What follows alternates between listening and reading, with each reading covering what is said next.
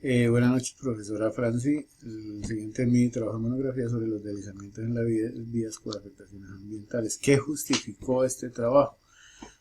Pues este trabajo lo justificó los daños ambientales generados por los deslizamientos en las vías de Cundinamarca, pues que son muy susceptibles por la topografía que se presenta, por estar todo el 80% sobre la cordillera. Y de acuerdo al Servicio Geológico Colombiano se han presentado 1.746 movimientos en masa, los cuales 1.187 pues, han sido deslizamientos que afectan la vía de primero, segundo y tercer orden del departamento. ¿Sobre qué nos basamos? La pregunta orientadora. ¿Qué zonas del departamento de Cundinamarca presentan mayor propensión a presentar deslizamientos y movimientos en masa? ¿Para qué? Pues para identificar estas zonas y establecer los lineamientos que permitan a las autoridades territoriales, a los alcaldes, reaccionar a tiempo, generar la mitigación del riesgo y así establecer los procesos básicos de conocimiento, manejo y reducción del riesgo. Esto en atención a la Ley 1523 de 2012. El Instituto Geográfico Agustín Codazzi realizó un estudio general sobre suelos y zonificación de tierras de Cundinamarca. Y las amenazas de deslizamientos provienen en su mayoría por inestabilidad de las laderas. Esto debido pues a la misma litología que se maneja acá en Cundinamarca. ¿Cuáles son los antecedentes? Cambio climático, suelos inestables y zonas de producción. ¿Por qué el cambio climático? El cambio climático, de acuerdo a un estudio de la Universidad Nacional, se da por los mismos daños que sufren la geología de los suelos debido a la vulnerabilidad de estos. O sea, intensos veranos, intensos inviernos hacen que la composición del mismo suelo, sobre todo en la cordillera oriental, en donde estamos, contiene mucha pirita. Esta reacciona y degrada el suelo. Entonces, este cambio climático hace que el suelo se vuelva inestable. Y vamos al segundo punto. Esta inestabilidad es la que con un aguacero fuerte o con aguacero recurrente en 15 días y uno fuerte, este es el detonante para que el suelo sea inestable y se me genere el respectivo deslizamiento. Las zonas de producción son zonas inestables. El suelo inestable entonces producen la gente, sobre todo los minifundistas, porque los latifundistas tienen las mejores tierras, que son la parte baja hacia los llanos hacia el Valle del Magdalena, hacia los llanos orientales, mientras que en las laderas, en las partes altas, empezando casi desde los 200 hasta más de los 3.000 metros de altura, son minifundios en donde no hay buenas prácticas agrícolas y la ganadería es intensiva en pequeños terrenos y la ganadería es uno de los detonantes para que se generen los deslizamientos. El marco legal empezamos desde la Ley 919 de 1989. Esta se dio por lo sucedido en Armero. Ahí se empezó con el Sistema Nacional de Prevención y Atención de Desastres.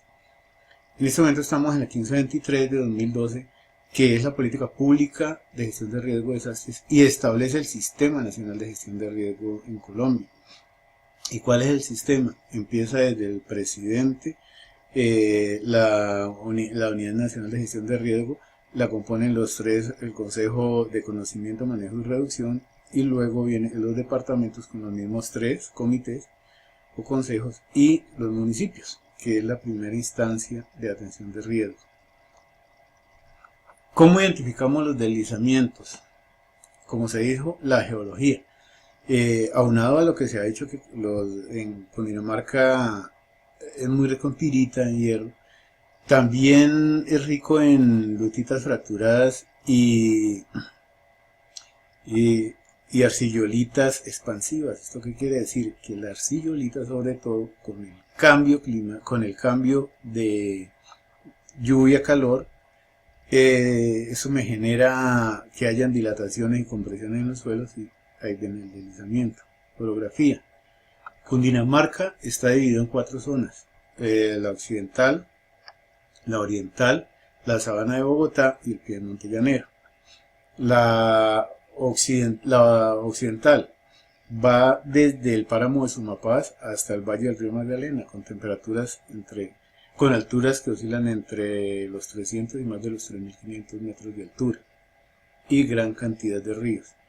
La sabana de Bogotá, pues viene desde la parte de Bogotá y se extiende hasta los valles de Guatechiquinquirá, allá en Boyacá. La oriental, que va desde Medina hasta las sierras de Ubalá. Y el piedemonte llanero, como lo indica, ya en la entrada, la parte de Cundinamarca, en los llanos orientales, que está básicamente el municipio una parte de Medina del municipio de Paratebueno. El clima Cundinamarca, teniendo en cuenta que va desde los 200 metros hasta aproximadamente los 4.500, pues tiene todos los climas y los periodos bimodal, invierno-verano, muchas veces intenso invierno tendiente a fenómeno del niño, intenso verano tendiente a fenómeno del niño, como estamos en este momento. Un detonante fuerte en este momento en Cundinamarca, en la mayoría de vías con aguaceros torrenciales, nos van a generar por el fenómeno del niño, que está en periodo de crecimiento y madurez, que termina su madurez hacia marzo, febrero-marzo. Van a haber cualquier cantidad de deslizamientos en estos meses, sobre todo ahorita en octubre, que va a haber un periodo de lluvia un poquito fuerte. Los deslizamientos es un movimiento de ladera hacia abajo, o sea, un desplazamiento de la sala de suelo, roca, cuyo desplazamiento ocurre predominantemente a lo largo de una superficie de falla. O sea, ahí el ángulo de falla del suelo pues falla, como se dice, y es donde empieza a ocurrir el deslizamiento. En Cundinamarca, de acuerdo al CIMA, al Servicio Geológico, encontramos básicamente 4 tipos de deslizamientos, que también son generalizados en Colombia. Cuña por flujo rotacional y traslacional. En cuña es cuando se intersectan dos laderas o dos taludes, y el deslizamiento se ocurre por el buzamiento de uno de ellos, o sea, va en favor del buzamiento. Y al encontrar la otra ladera, pues se desplaza por las dos laderas, generando el deslizamiento. Por flujo, puede ser fluido o puede ser seco. Cuando el fluido, este deslizamiento va generado con tierra, con roca, y la tierra y agua forma lodo y nos presenta una especie de avalancha. Caso típico Fusagasugá, en donde se vieron en menos de 200 metros dos tipos de deslizamiento, que fue por flujo y deslizamiento seco. Rotacional, que es el más grave, que es cóncavo, la superficie es cóncavo y mueve mucha masa de tierra. Y el traslacional, que va paralelo a la superficie de la ladera. Para nosotros hacer el análisis de riesgo en la monografía, nos basamos en el CIMA para mirar el tipo de deslizamiento, la cantidad de deslizamientos y el número de afectados. Lo tomamos por municipio. Entonces, ya haciendo el resumen, tenemos que de los municipios de la región de la provincia del Tequendama, Sumapaz Oriente, básicamente son los que más presentan alto riesgo de deslizamiento. Aquí están todas, son de las 15 días, pero las más son Tequendama, Sumapaz y Oriente. En cuanto al número de damnificados, está Río Negro y Gualibá, que si nosotros comparamos con la primera, Tequendama y Sumapaz no están. O sea, ¿esto qué quiere decir? Que con uno o dos deslizamientos que se ocurrieron en Río Negro, Gualibá, nos afectó muchísima población, más que en los otros, a pesar de que sucedieron, hubo más eventos. Entonces, aquí tenemos el cuadro de resumen general en porcentajes de los deslizamientos y afectaciones. Ya yendo más a fondo, se analizó un caso. El caso fue en la vereda Santa Bárbara, en el municipio de Junín, sector Rivero. Allá hubo un deslizamiento traslacional y un movimiento en masa que nos puede generar una deformación muy grande. Empezó con una reptación del suelo, luego siguió un escarpe en donde hubo ya fractura del suelo, y al último se nos presentó una deformación gravitacional profunda, presentándonos fisuras en el suelo entre 30 y 50 centímetros de ancho y más de 1,50 de profundidad. Es gravísimo, porque si esto continúa en un periodo de invierno, digamos un invierno este año o el año entrante, nos puede generar una verdadera catástrofe. ¿Por qué? Porque en su línea de influencia hay varias viviendas, están habitadas, tienen ganados, tienen cultivos, y si se nos mueve esa zona, pues va a ser Es gravísimo, las consecuencias van a ser muy graves y la consecuencia más grave pues va a ser que por ahí pase el acueducto municipal y nos va a dejar un municipio totalmente sin agua. Las causas, el mal manejo de las aguas lluvias, de las aguas residuales del mismo municipio que descargan en la quebrada del Arenal y que están en la microcuenca de la microcuenca del río Santa Bárbara, y este manejo es pésimo. Aquí están los afectados, está el censo de afectados de las personas.